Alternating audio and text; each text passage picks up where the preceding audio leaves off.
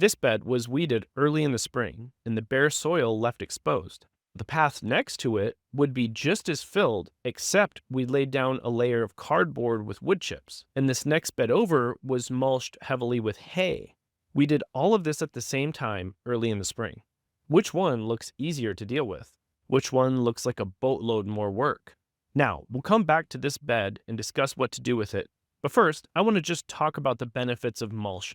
Mulch can be leaves, wood chips, hay, basically any organic material used to cover bare soil. Compared to bare soil gardening, where you're either pulling up all the weeds or you're rototilling and just planting your plants or seeds directly into this bare soil, mulch does a great job to suppress weeds. It helps hold in moisture because the sun is not just baking the bare soil, evaporating any moisture that's in it. Mulch actually feeds the soil, which helps to build the soil organic matter and fertility over time.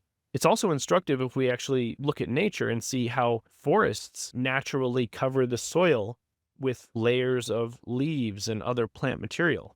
And if soil does get exposed by some sort of disturbance, then nature quickly covers it over like a wound with weeds. And the benefits of keeping the soil covered with some sort of organic material are backed up by plenty of research. So mulch solves a lot of problems. But here's the catch. You can't just toss some mulch around your plants and expect it to work flawlessly. When I started incorporating mulch in my garden, while I saw the benefits, I also encountered some new problems. First, I started noticing a lot of my cabbages getting eaten by slugs. Fortunately, the slugs only attacked certain crops, mostly the brassicas.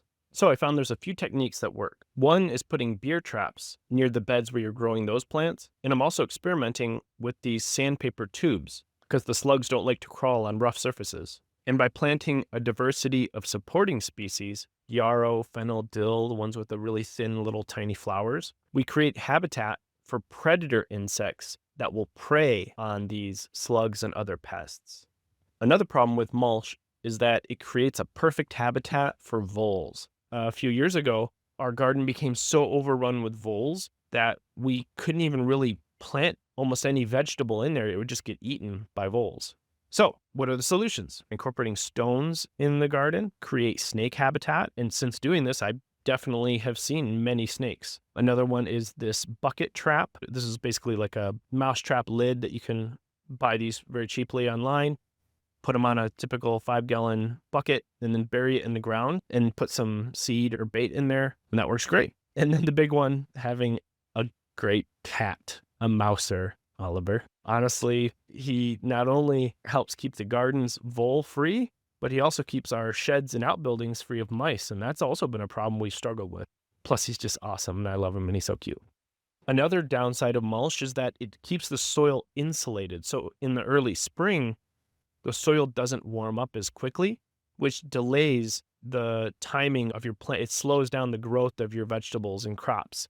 You could temporarily, even if you had mulched beds, you could actually cover over the whole thing with some plastic, either black plastic or clear plastic in the early spring to let it heat up more quickly. Or you can just pull back the mulch on those beds that you want to get things started in sooner. You will see a lot of gardeners using this plastic weed barrier, like this black plastic. And so it's doing some of the same benefits that mulch has, except it does allow the soil to warm up more quickly because it's black plastic. And it lasts longer than mulch. You don't have to reapply it as often. For me, I don't like having a bunch of plastic in my garden.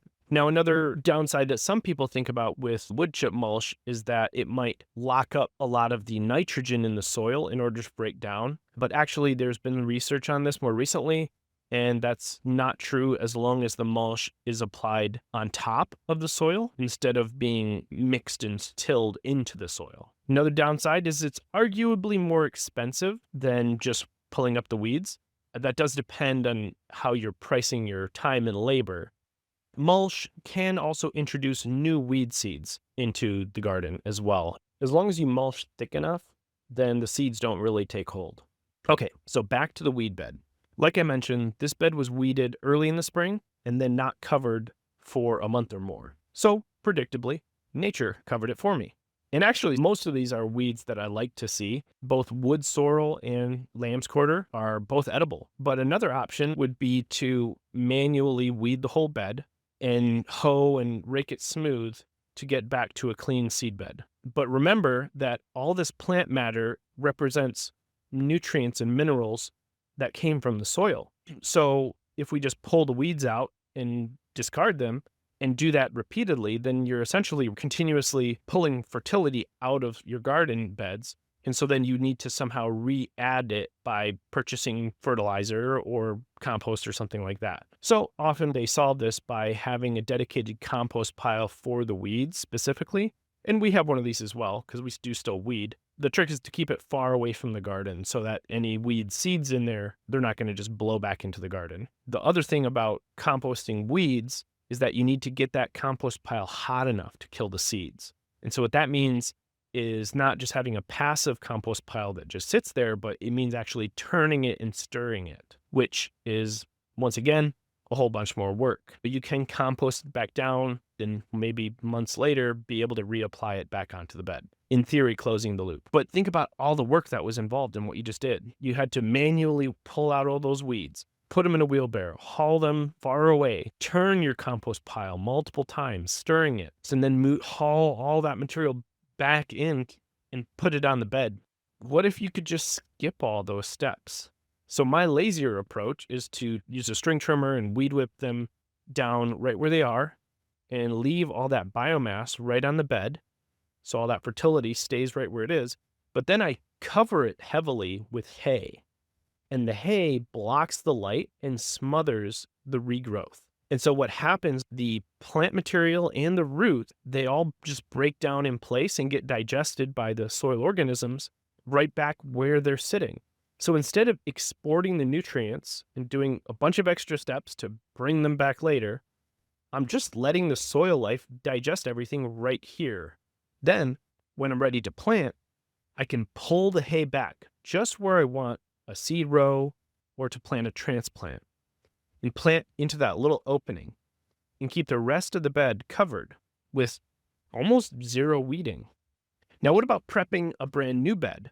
Really, I'd kind of just use the same approach, which is basically weed whip it very close to the ground, then lay down a heavy layer of hay. I particularly use hay for this purpose, not straw. Straw is good for things like garlic and strawberries, but the hay is actually grass. So if you think about grass, it's actually flat. If you lay all these flat leaves on top of each other, they mat down much better. They don't let the light through.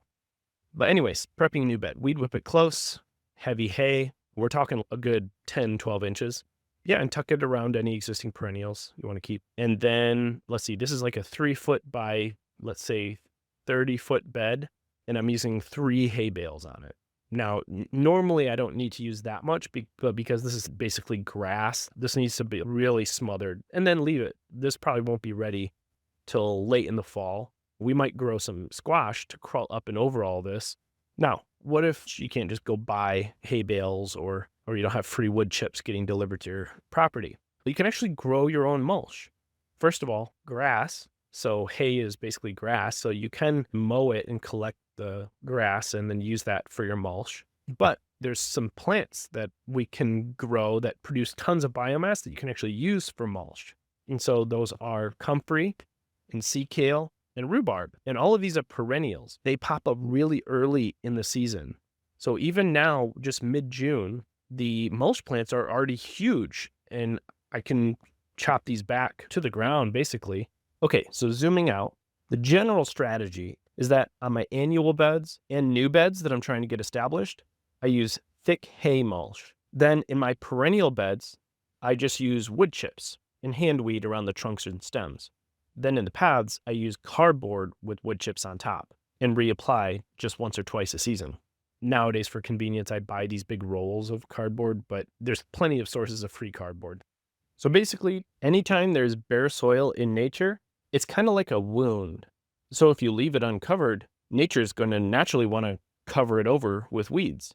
But if you use mulch, it's like a Band-Aid that protects the soil, helps it to heal and grow, Instead of spending the whole season fighting weeds and pests and watering constantly, if you choose the right mulch for the right place and apply the right strategies, then for me, the trade off is completely worth it. It really has turned gardening from feeling like this big, never ending chore into just enjoying this food jungle that you're helping to guide along. I put some more resources down in the description below if you want to learn more. And don't forget to subscribe and like this video if you found something here useful and valuable and you want to see more like it. Thanks so much for your time. Happy gardening.